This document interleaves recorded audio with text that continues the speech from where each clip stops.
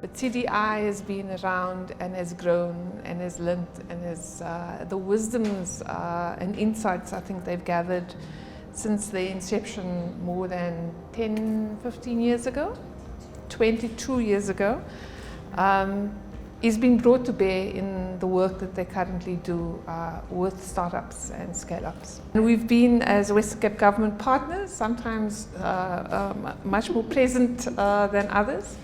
They have been temporarily reassigned in order to finish the Western Cape's Growth for Jobs strategy, which we've just landed at Cabinet in terms of Cabinet approval. And the strategy sets out a strong goal of becoming a 1 trillion rand economy by 2035. So at the moment we're at 648 billion. This means that we have to achieve between 4 to 6% GDP growth to achieve that target. And research would show that for every 1% that South Africa grows in terms of GDP, 0.6% we result in 0.6% employment growth. And that other 0.4% effectively comes from injections into capital into innovation and technology. So there's a really close link between innovation, R&D, and job creation.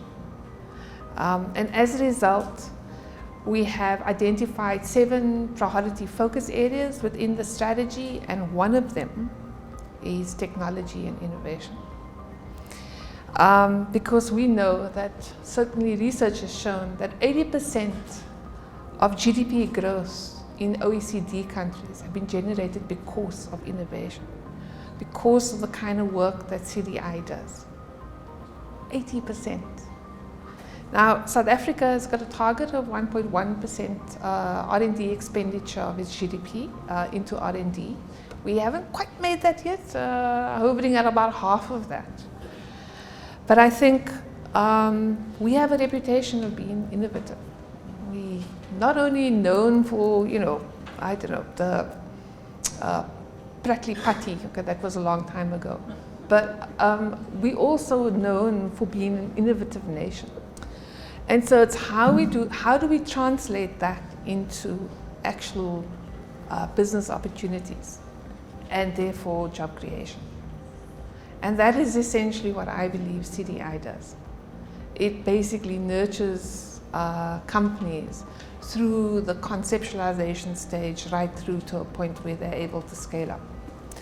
So through our Jobs for Growth strategy, we have affirmed our commitment to innovation.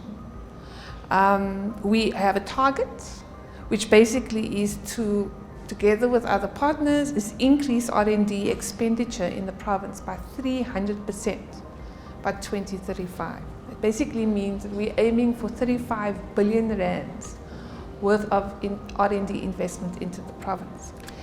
And because we know that South Africa struggles to translate some of our IP or our brilliant ideas into actual commercial ventures, we have said that we are targeting also venture capital funding of 20 billion by 2035. That basically means that we are taking our SMEs and helping them grow to a point where venture capital comes in and allows them to scale, not only to supply to the local markets, but also to start exporting our amazing products and services. The premise is basically two factors. One, total factor productivity. If you look at, people know talk about labor and capital productivity, but total factor productivity recognizes the environment and the context in which labor and capital productivity occurs. And essentially there are a couple of factors, but the two are the most important are: one, it's around innovation. So when they do the calculation of total factor productivity, it's really about innovation.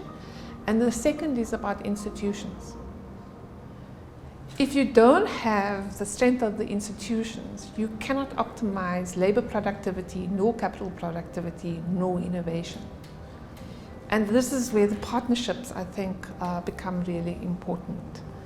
And as a result, the second point is that we cannot realize the growth for jobs strategy without partnership. In going forward, strengthening our relationship with CDI and all the partners that they brought on board, and seeing how we can strengthen, grow and accelerate some of the work that CDI is doing. So thank you very much, and really well done to the SMEs. It has been, given the circumstances and the environment, what you have accomplished is absolutely phenomenal. Well done.